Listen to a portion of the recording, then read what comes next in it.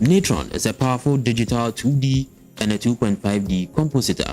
Its robust open image I/O file format and open FX architecture is what makes Natron the most flexible open source compositor for the visual effect community. Natron functions on Mac, Linux, and Windows with the same user interface and same functions. If you need a software to play around with in order to get a deeper understanding of what compositing is, then kindly start from Natron, especially if you have no money to spend on any software or your main goal is to become a Nuke user one day. Some of the features Natron has over other compositors that still draws people to it are: 1.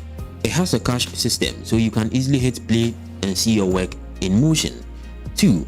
All effects like mask, gradient, etc. have viewer widgets, so you can adjust them in the viewer instead of changing numerical values in nodes.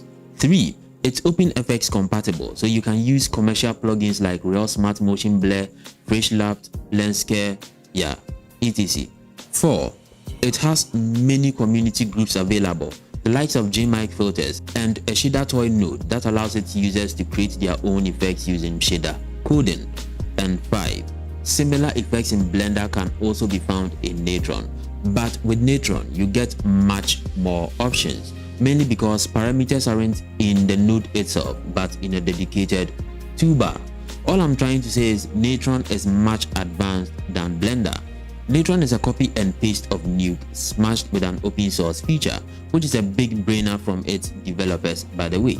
Every Nuke user can just download Natron and start using it right away without any tutorials. Same way any Natron user can also download Nuke and use it right away. But there is a little bit of a difference to it because Nuke is really packed with more tools and features, so you might have to learn some more or take some classes online. I would say Natron covers maybe 60 to 70% of Nuke, so you aren't in a bad position if you are using Natron with future plans of becoming a Nuke user. Natron had a lot of hype behind it as it promised to bring commercial grade compositing for the first world. Unfortunately, the development was powered mainly by a couple of developers with little to no funding to keep it going.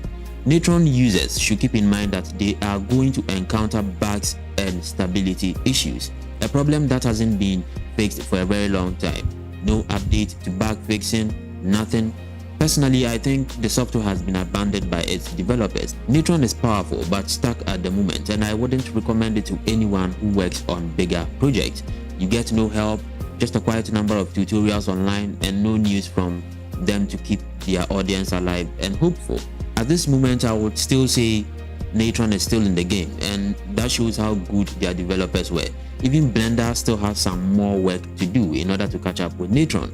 Natron software is more like a street kid, an abandoned street kid. Can't find its owners. Now, for newbies who want to learn compositing and take it to the next level, this is my unbiased final judgment. Natron shares similar features with Nuke and maybe Blackmagic Fusion. What I mean is, a Natron user can download Fusion or Nuke and wouldn't have any struggle using it, which is a good thing. Like I said in my comparison video, if you have future plans of becoming a Nuke compositor, then Natron is a good start. Nuke is the ultimate industry's standard compositor. You can work in any production house across the world if you use Nuke, which puts Natron users in a very good, hopeful spot, since they can just purchase a Nuke license, study a little bit about Nuke and start work right away. Now, this isn't part of my video, but let me say this. Ambitious compositors wouldn't start with Blender.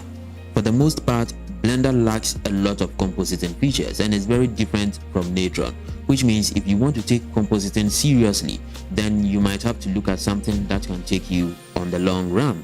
And the only software that can do that is Natron or Fusion.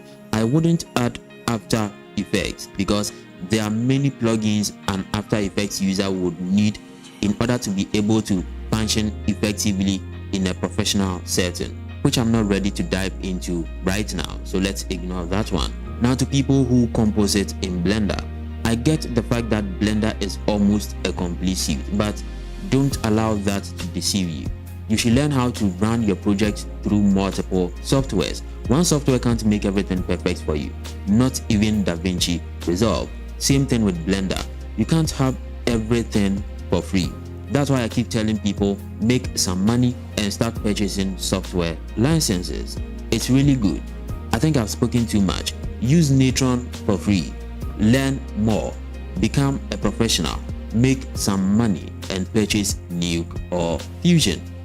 Don't try to cheat the system by trying to use Natron your entire life. It wouldn't get you anywhere. So it's incumbent on you to make your own progress. Anyways, I just hope we receive good news from Natron developers someday. But as it stands now, don't throw any high budget project into Natron. I can only advise beginners who want to learn compositing at their own free time, freelancers who would enjoy working on personal to small scaled projects, and people who have dreams of using Nuke someday to learn Natron. If you don't fall within these categories of people, then Natron is not worth the time. If you love this video, then a sub to the channel will be very much Natron.